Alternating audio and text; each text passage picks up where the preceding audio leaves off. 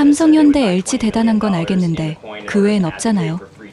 그런 한국에게 우리가 왜 특혜를 줘야 하죠? 여기 한국을 무시하는 한 미국 상무부 경제분석국 수석연구원이 있습니다. 하지만 얼마간 지속된 한국 산업 연구 과정에서 그는 혀를 내두르며 한국을 인정하였다고 합니다. 이미 한국은 미국이 쫓아갈 수 없는 경지에 도달해 있다는 결론이었는데요. 특히 그 배경에는 한 한국인이 지목되고 있어 사람들을 놀랍게 만들었습니다. 과연 어떤 사연인지 오늘의 사연 시작하겠습니다. 여기서 잠깐. 여러분의 댓글과 좋아요, 구독을 통한 응원이 저희에겐 큰 힘이 됩니다. 안녕하세요. 저는 피터슨 박사입니다. 미국 상무부 경제분석국의 수석연구원으로 일하고 있어요. 그날이 아직도 선명하게 기억나네요. 워싱턴 DC 브루킹스 연구소의 회의실에 앉아 있었습니다. 5월의 화창한 아침이었지만 저는 긴장한 마음을 진정시키려고 깊게 숨을 들이마시고 있었어요. 발표 자료를 마지막으로 확인하면서 손가락이 살짝 떨리고 있었습니다. 미국 상무부 경제분석국의 수석연구원이라는 직책이 어깨를 무겁게 했어요. 여러분, 제가 지난 3개월 동안 분석한 결과를 공유하겠습니다. 제 목소리가 회의실에 울려 퍼지고 있었어요. 미국의 새로운 관세 정책에 대한 각국의 반응을 설명하면서 사람들의 시선이 저에게 고정되어 있었습니다. 유럽연합은 보복 관세를 발표했고 중국은 세계무역기구에 제소했으며 일본은 양자 협상을 요청했어요. 그런데 이상하게도 한 나라만 침묵을 지키고 있었습니다. 바로 대한민국이었어요. 회의실에서는 의문의 소리가 들려오고 있었습니다. 저는 계속해서 발표를 이어갔어요. 큰 스크린에 미국 전역의 지도를 보여주면서 빨간 점 34개를 가리켰습니다. 이 빨간 점들은 지난달 갑자기 가동이 중단된 첨단 제조 공장들입니다. 반도체, 바이오 기술, 항공우주 부품 등을 생산하는 곳들이죠. 연구소장 마가렛 윌슨이 날카로운 눈빛으로 물었어요. 그렇다면 한국의 침묵은 그들이 이미 협상의 우위를 점하고 있다는 뜻인가요? 저는 고개를 끄덕이고 있었습니다. 정확합니다. 한국은 화려한 수사나 위협 없이 단지 공급망의 현실만으로 입장을 전달한 겁니다. 그 순간 제 연구 경력에서 처음으로 경제 지표와 숫자 너머에 숨겨진 이야기가 있음을 느꼈어요. 이것은 단순한 무역 분쟁 분석이 아니었습니다. 저는 깨달았어요. 지금까지 우리가 알지 못했던 거대한 산업적 비밀, 숨겨진 거인이 존재한다는 것을. 그날 이후 저는 한국 산업의 깊이에 대한 연구에 푹 빠져 있었어요. 제 조수인 제니퍼 킴이 도움을 주고 있었습니다. 그녀는 27살의 한국계 미국인 연구원이었어요. 교수님, 삼성, 현대, LG는 우리도 잘 알지만 코오롱이란 기업을 들어보셨나요?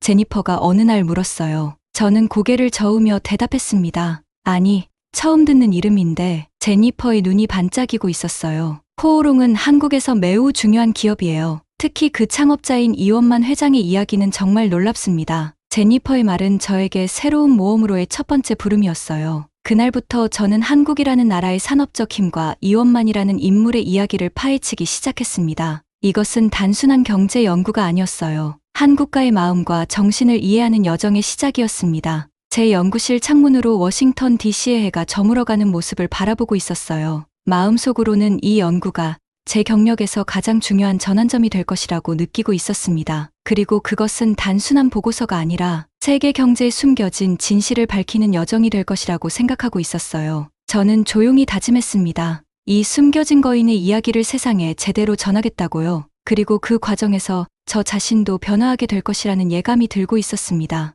연구의 문턱을 넘어서자 예상치 못한 도움의 손길들이 나타나고 있었어요. 제니퍼는 단순한 연구 조수가 아니었습니다. 그녀는 제 여정의 안내자가 되어주고 있었어요. 그녀의 한국계 뿌리는 제가 이해하지 못했을 작은 문화적 배경들을 설명해주는 창문이 되어 주었습니다. 이원만 회장은 현대판 문익점이라 불렸어요.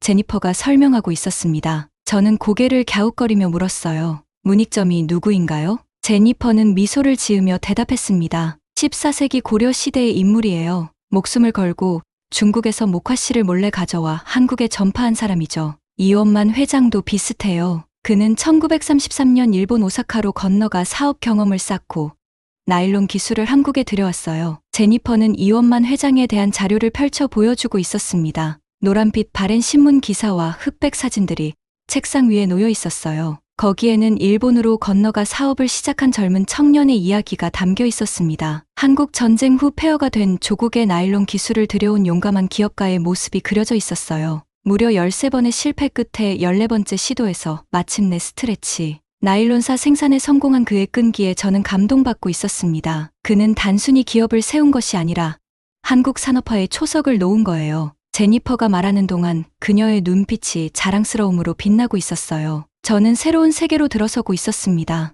경제학자인 저는 항상 숫자와 데이터, 큰 흐름만 분석해왔어요. 하지만 이제 그 숫자들 뒤에 숨겨진 사람들의 이야기, 한 사람의 꿈과 용기가 어떻게 나라의 운명을 바꿀 수 있는지를 보기 시작하고 있었습니다. 더 깊이 알아보기 위해 저는 주한 미국 대사관의 경제 참사관인 로버트 천에게 연락했어요. 그는 45살의 한국계 미국인으로 제게 또 다른 문을 열어주었습니다. 피터슨 박사님, 코오롱의 이야기는 단순한 회사 성공 이야기가 아닙니다. 그것은 식민 지배와 전쟁의 잿더미에서 일어선 한 민족의 회복력을 보여주는 상징이에요. 로버트는 저에게 한국의 역사적 배경을 설명해주고 있었어요. 35년간의 일본 식민 지배, 한국 전쟁으로 인한 국토의 완전한 파괴, 그리고 그 속에서도 포기하지 않았던 기업가들의 정신에 대해 말이죠. 당시 한국의 1인당 GDP는 아프리카의 가난한 나라들과 비슷했습니다. 이원만 회장과 같은 앞장선 사람들이 없었다면 오늘날의 한국은 존재하지 않았을 거예요. 저는 이제 새로운 도전의 길을 걷고 있었습니다. 제 연구는 더 이상 단순한 경제 분석이 아니었어요. 한 민족의 굽히지 않는 정신을 이해하는 여정이 되어가고 있었습니다. 그 과정에서 저는 제 자신의 한계와 편견에 마주하고 있었어요. 저는 얼마나 많은 것을 모르고 있었는지, 얼마나 겉으로만 분석해왔는지 깨닫고 있었습니다. 어느 깊은 밤, 연구실에서 이원만 회장의 오래된 인터뷰 영상을 보고 있었어요. 화면 속 그의 목소리가 작지만 강하게 울리고 있었습니다. 우리는 할 수 있습니다. 다른 사람들이 불가능하다고 말하는 것을 우리는 해낼 수 있습니다. 그것이 우리 민족의 정신입니다. 그의 말에 저는 깊은 감동을 받고 있었어요. 그 순간 저는 이 연구가 단순한 학문적 과제가 아니라는 것을 느꼈습니다. 이것은 인간 정신의 힘에 대한 이야기였고 저는 그 이야기를 전하는 사람이 되어야 했어요. 다음 날 아침 저는 미국 의회 도서관으로 향했습니다. 한국 산업화에 대한 더 많은 자료를 찾고 있었어요. 오래된 신문 기사들과 경제 보고서 사이에서 저는 보물 같은 자료들을 발견하고 있었습니다. 그것은 마치 숨겨진 퍼즐 조각을 하나씩 찾아가는 기분이었어요. 도서관의 조용한 열람실에 앉아 이원만과 코오롱에 대한 자료를 읽으면서 저는 점점 더 그의 이야기에 빠져들고 있었습니다. 그는 단순한 기업가가 아니었어요. 그는 꿈꾸는 사람이었고 그 꿈을 현실로 만들기 위해 끝없이 도전한 사람이었습니다. 창밖으로 흐르는 포토맥 강을 바라보며 저는 생각했어요. 한국과 미국, 얼마나 다른 나라인가. 하지만 그 안에 흐르는 인간 정신의 힘은 얼마나 비슷한가. 이원만 회장의 이야기는 단순히 한국의 이야기가 아니었습니다. 그것은 꿈과 끈기, 그리고 희망에 관한 보편적인 이야기였어요. 그날 밤, 연구실로 돌아와 제 노트에 적었습니다. 이원만의 이야기는 단순한 성공 스토리가 아니다. 그것은 인간 정신의 승리에 관한 이야기다. 이 문장이 제 연구의 새로운 방향을 정해주고 있었어요. 저는 더 이상 숫자와 통계만으로 세상을 바라보지 않기로 했습니다. 그 뒤에 숨겨진 인간의 이야기, 꿈과 열정의 이야기를 찾아내고 싶었어요. 연구의 중간 지점에서 저는 예상보다 더 깊은 동굴 속으로 들어가고 있었어요. 코오롱과 이원만 회장에 대한 영어 자료는 턱없이 부족했습니다. 마치 숨겨진 보물을 찾는 모험가처럼 느껴지고 있었어요. 한국어로 된 원 자료를 번역하는 과정에서 미묘한 느낌이 사라지는 것이 안타까웠습니다. 매일 아침 저는 연구실에 도착하자마자 새로운 자료를 찾아 헤매고 있었어요. 컴퓨터 화면에는 온갖 한국 신문 기사들과 기업 역사 자료들이 펼쳐져 있었습니다. 구글 번역기의 도움을 받아가며 조금씩 내용을 파악해 나가고 있었어요. 그러나 매 장애물은 새로운 도움의 손길을 만들어 주었습니다. 산업자원부 고문인 정우준 박사와의 화상 인터뷰는 결정적인 전환점이 되었어요. 그는 58세의 온화한 미소를 가진 남자였고 화면 너머로도 그의 따뜻함이 전해지고 있었습니다. 미국에서는 종종 한국의 성공을 단순히 정부 주도의 정책으로만 설명하곤 합니다. 정 박사가 설명했어요. 그러나 실제로는 이원만 회장 같은 기업가들의 끈질긴 도전 정신과 위기 속에서도 포기하지 않는 고집이 있었기에 가능했습니다. 정 박사는 저에게 이원만 회장의 실패 이야기를 들려주고 있었어요. 나일론사 생산에 성공하기 전 그는 13번의 실패를 겪었다고 합니다. 기계는 고장났고 돈은 바닥났고 많은 사람들이 그의 도전을 비웃었어요. 그러나 이원만은 끝까지 포기하지 않았습니다. 14번째 시도에서 마침내 성공했을 때 그는 자신의 손으로 처음 나일론사를 만져보고 울었다고 합니다. 그 순간은 한 개인의 성공을 넘어 한국이 산업국가로 가는 첫걸음이었죠. 화상 화면 속에서 정 박사의 눈이 반짝이고 있었어요. 저는 그의 말에 깊이 공감하고 있었습니다. 이 연구의 가장 깊은 곳에서 중요한 진실을 마주하고 있었어요. 한국의 산업적 성취는 단순한 경제적 기적이 아니었습니다. 그것은 사람들의 정신의 승리였고 이원만과 같은 앞장선 사람들의 끈질긴 도전이 만들어낸 결과였어요. 이원만 회장은 단순히 사업가가 아니었습니다. 정 박사가 말하는 동안 저는 필기를 하고 있었어요. 그는 꿈을 가진 사람이었죠. 그가 한국산업수출공단 만들기 위원회 위원장으로서 구로공단과 구미공단 조성을 이끌었을 때 많은 사람들이 의심했습니다. 하지만 그는 우리는 세계와 겨룰 수 있다고 믿었어요. 하지만 모든 여정에는 어려움이 있기 마련입니다. 워싱턴 정책 모임에서 제 연구는 의심의 눈초리를 받고 있었어요. 월스트리트의 투자 전문가들은 제 분석을 너무 감성적이라고 비판했습니다. 국무부의 한 직원은 저에게 무역 정책을 감성적인 이야기로 바꾸려 하지 마세요라고 충고했어요. 이 깊은 동굴 속에서 저는 제 자신의 믿음과 싸우고 있었습니다. 경제학자로서 저는 항상 객관적 숫자에 의존해왔어요. 그러나 이제 저는 숫자만으로는 설명할 수 없는 인간, 정신의 힘을 보고 있었습니다. 그것을 어떻게 학술 보고서에 담을 수 있을까 고민하고 있었어요. 어느 늦은 밤, 연구실에서 자료를 정리하고 있는데 제니퍼가 찾아왔습니다. 그녀의 손에는 따뜻한 커피 2잔이 들려 있었어요. 교수님, 코오롱 이야기를 연구하면서 어떤 느낌이 드세요? 저는 잠시 생각에 잠겨 있었습니다. 존경심이 들어 처음에는 단순히 한국의 경제적 영향력을 분석하려 했는데 이제는 한 사람의 꿈이 어떻게 나라를 바꿀 수 있는지에 대한 이야기를 발견하고 있어. 제니퍼가 미소를 짓고 있었어요. 그것이 바로 우리가 필요로 하는 이야기예요. 단순한 무역 통계가 아니라 인간 정신의 이야기. 그 순간 저는 제가 찾던 답을 얻고 있었습니다. 제 연구는 단순한 경제 분석이 아니라 인간 정신의 승리에 대한 증언이 되어야 했어요. 그리고 그 이야기를 세상에 전하는 것이 제 임무였습니다. 다음 날, 저는 새로운 에너지로 가득 차 있었어요. 워싱턴 대학의 한국학 교수인 박지웅 교수를 만나기 위해 캠퍼스로 향하고 있었습니다. 그는 한국 산업화 시대에 대한 전문가였어요. 가을 햇살이 캠퍼스의 단풍나무들 사이로 비치고 있었습니다. 저는 박 교수의 연구실로 향하며 마음속으로 질문 목록을 정리하고 있었어요. 이제 저는 단순한 경제 보고서가 아닌 인간 정신에 대한 깊은 이야기를 쓰고 싶었습니다. 박 교수의 연구실 문을 두드리면서 저는 이 만남이 제 연구의 또 다른 중요한 전환점이 될 것이라고 느끼고 있었어요. 동굴의 가장 깊은 곳에서 저는 이제 빛을 향해 나아갈 준비가 되어 있었습니다. 2024년 11월, 저는 워싱턴 외교협회에서 강연을 앞두고 있었어요. 숨겨진 거인, 세계 공급망의 한국 요소라는 제목의 강연이었습니다. 제 연구 여정의 결과물을 처음으로 공개하는 중요한 순간이었어요. 강연장으로 들어서자 예상보다 많은 사람들이 모여 있었습니다. 의자들이 빼곡히 채워져 있었고 뒤쪽에는 서 있는 사람들도 보였어요. 세라 존슨이라는 미 무역대표부 부대표와 마이클 양이라는 전기차 스타트업 CEO도 청중 사이에 앉아 있었습니다. 저는 가슴이 두근거리며 단상으로 올라가고 있었어요. 마이크 앞에 서서 청중들의 얼굴을 바라보았습니다. 그들의 눈에는 호기심이 가득했어요. 저는 깊게 숨을 들이마시고 발표를 시작했습니다. 저는 오랫동안 경제학자로서 눈에 보이는 숫자와 브랜드에만 집중해왔습니다. 제 목소리가 강연장에 울려 퍼지고 있었어요. 그러나 최근의 연구를 통해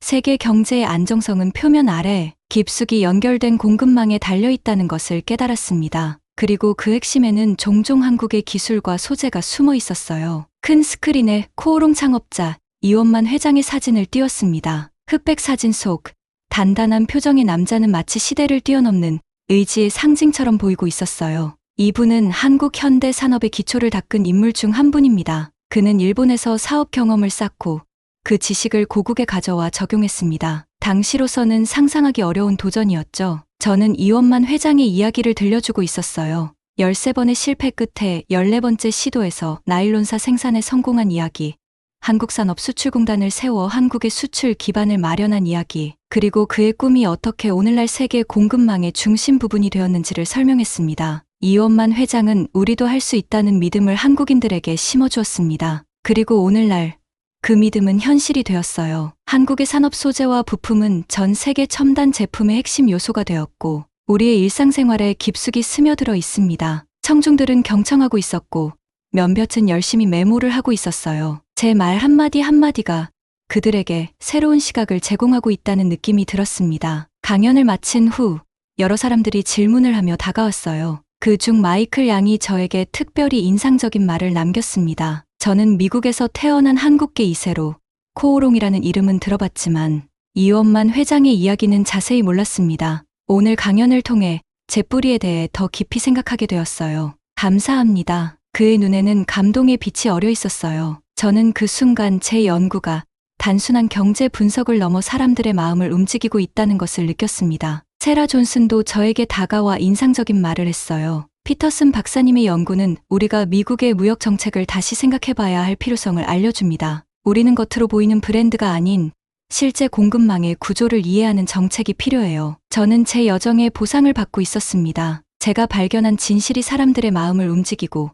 정책 결정자들의 생각을 바꾸고 있었어요. 그러나 이것은 끝이 아니라 새로운 시작이었습니다. 강연 후 한국 대사관의 과학기술 참사관인 김지원 박사가 저를 만나고 싶어 했어요. 우리는 대사관 근처의 조용한 카페에서 만났습니다. 창밖으로는 가을비가 내리고 있었어요. 피터슨 박사님, 귀하의 연구에 깊은 감사를 표합니다. 이원만 회장과 코오롱의 이야기는 한국인들에게는 익숙하지만 국제사회에서는 잘 알려지지 않았어요. 귀하께서 이 이야기를 세계에 전해주셔서 감사합니다. 김 박사의 얼굴에는 진심 어린 감사의 표정이 담겨 있었어요. 그는 저에게 한국 방문을 제안했습니다. 직접 코오롱의 연구시설을 방문하고 이원만 회장의 유산이 오늘날 어떻게 이어지고 있는지 보시면 어떨까요? 저는 기쁘게 그 제안을 받아들이고 있었어요. 제 여정은 끝나지 않았고 이제 실제 한국으로의 돌아가는 길이 열리고 있었습니다. 제가 연구했던 숨겨진 거인의 고향을 직접 볼 수 있는 기회였어요. 카페에서 나오면서 저는 하늘에서 내리는 비를 바라보고 있었습니다. 그 빗방울 하나하나가 이원만 회장과 같은 선구자들의 꿈과 도전을 상징하는 것 같았어요. 처음에는 작은 물방울에 불과했지만 모여서 강을 이루고 그 강은 바다로 흘러갔습니다. 한 사람의 꿈이 어떻게 국가를 변화시키고 그 변화가 어떻게 세계에 영향을 미치는지 그 아름다운 흐름을 저는 이제 이해하고 있었어요. 호텔로 돌아가는 택시 안에서 저는 창밖의 워싱턴 풍경을 바라보며 생각에 잠겨 있었습니다. 이 도시, 이 나라도 꿈꾸는 사람들이 만들어낸 결과물이었어요. 제퍼슨, 워싱턴, 링컨과 같은 사람들의 비전과 도전이 있었기에 가능했던 것이죠. 결국 인간 역사의 진정한 동력은 숫자나 정책이 아니라 꿈꾸는 사람들의 끈기와 열정이었습니다. 크리스마스를 앞둔 워싱턴의 저녁이었어요. 창밖으로 눈이 내리기 시작하고 있었습니다. 하얀 눈송이들이 가로등 불빛 아래에서 춤을 추고 있었어요. 저는 연구실에서 최종 보고서를 마무리하고 있었습니다. 한국 산업 소재의 세계 영향력, 숨겨진 의존성과 기회라는 제목의 이 보고서는 곧 백악관과 의회에 제출될 예정이었어요. 저는 키보드를 두드리며 마지막 문단을 쓰고 있었습니다. 창밖의 눈보라가 점점 거세지고 있었어요. 그 모습이 마치 제가 지나온 연구 여정과 닮아 있다고 느꼈습니다. 처음에는 작은 눈송이 몇 개로 시작했지만 이제는 모든 것을 뒤덮는 강력한 눈보라가 되었어요. 창밖으로 눈송이들이 춤추는 것을 바라보며 저는 이 여정을 통해 제가 얼마나 변화했는지 생각하고 있었습니다. 경제학자로서 저는 항상 숫자와 통계에 의존해왔어요. 그러나 이제 저는 그 숫자 뒤에 숨겨진 사람들의 이야기, 열정과 꿈, 끈기의 가치를 이해하게 되었습니다. 마지막 문단을 쓰면서 저는 제 마음속에서 우러나오는 진실을 표현하고 있었어요. 한국의 산업적 성취는 단순한 경제적 성공 이상의 의미를 갖고 있습니다. 그것은 사람의 끈기와 꿈이 어떻게 한 나라의 운명을 바꿀 수 있는지 보여주는 증거입니다. 이원만 회장과 같은 앞장선 사람들이 심은 씨앗은 오늘날 세계 공급망에 꼭 필요한 부분으로 자라났습니다. 미국의 첨단 산업부터 일상생활의 물건에 이르기까지 한국의 기술과 소재는 우리 모두의 삶에 스며들어 있습니다. 이제 우리는 인정해야 합니다. 한국 없이는 오늘날의 세계 경제는 돌아갈 수 없다는 사실을요. 보고서를 저장하고 저는 제 책상 위에 놓인 작은 물건을 바라보고 있었어요. 그것은 김지원 박사가 저에게 선물한 작은 코오롱 로고 핀이었습니다. 그는 이 핀이 이원만 회장의 100주년 기념으로 만들어진 특별한 것이라고 말했어요. 이 작은 물건은 이제 저에게 특별한 의미를 갖고 있었습니다. 그것은 제가 발견한 진실, 사람 정신의 힘과 꿈의 중요성을 상징하고 있었어요. 다음 날 아침, 백악관 경제자문위원회 회의에서 제 보고서는 예상치 못한 반응을 일으키고 있었습니다. 피터슨 박사의 연구는 우리의 무역 정책이 얼마나 겉으로만 보는 이해에 기반하고 있었는지 보여줍니다. 위원장이 말하고 있었어요. 한국과의 관계를 다시 생각하고 더 깊은 산업적 협력의 가능성을 찾아봐야 합니다. 그 자리에서 저는 한미산업협력 특별팀의 책임자로 임명되었습니다. 제 연구는 이제 정책의 변화로 이어지고 있었어요. 사무실로 돌아오는 길에 저는 제니퍼에게 전화하고 있었습니다. 좋은 소식이야. 우리 연구가 실제 정책 변화로 이어질 것 같아. 제니퍼의 목소리가 전화기 너머로 들려왔어요. 축하해요, 교수님. 그런데 더 중요한 건 교수님 자신의 변화 아닐까요? 이 연구를 시작했을 때와 지금의 교수님은 다른 사람 같아요. 제니퍼의 말은 맞았습니다. 저는 변화했어요. 더 이상 차가운 데이터 분석가가 아니라 사람 이야기의 중요성을 이해하는 사람이 되었습니다. 이원만 회장의 이야기를 통해 저는 경제적 성공의 핵심에는 항상 사람의 열정과 꿈이 있다는 것을 깨닫고 있었어요. 2025년 봄, 저는 서울행 비행기에 오르고 있었습니다. 제가 연구했던 숨겨진 거인의 고향을 직접 보기 위해서였어요. 비행기 창밖으로 태평양의 넓은 바다를 바라보며 저는 이 여정이 끝이 아닌 새로운 시작임을 느끼고 있었습니다. 한국에 도착한 첫날, 저는 구로공단을 방문하고 있었어요. 이곳은 이원만 회장이 한국 산업화의 첫 돌을 놓은 곳이었습니다. 오늘날 이곳은 첨단 기술 단지로 바뀌었지만 그 정신은 여전히 살아있었어요. 마지막으로 저는 코오롱의 현대적인 연구시설을 방문하고 있었습니다. 그곳에서 저는 이원만 회장의 손자인 이규호 회장을 만났어요. 그는 55세의 단단한 체격의 남자였고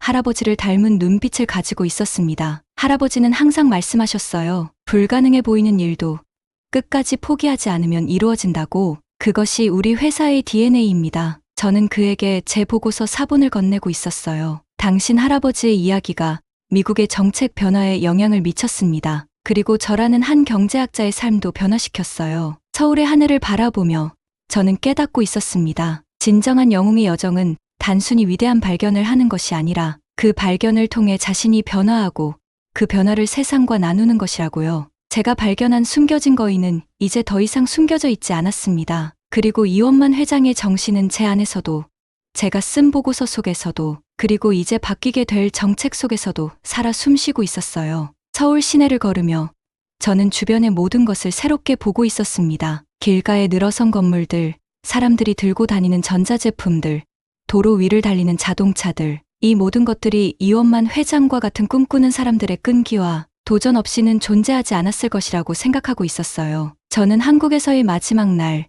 남산타워에 올라 서울 전체를 내려다보고 있었습니다. 빛나는 도시의 불빛들이 마치 이원만 회장의 꿈이 퍼져나간 모습 같았어요. 한 사람의 꿈이 어떻게 수백만 사람들의 삶을 바꿀 수 있는지, 그 경이로운 여정을 저는 이제 이해하고 있었습니다.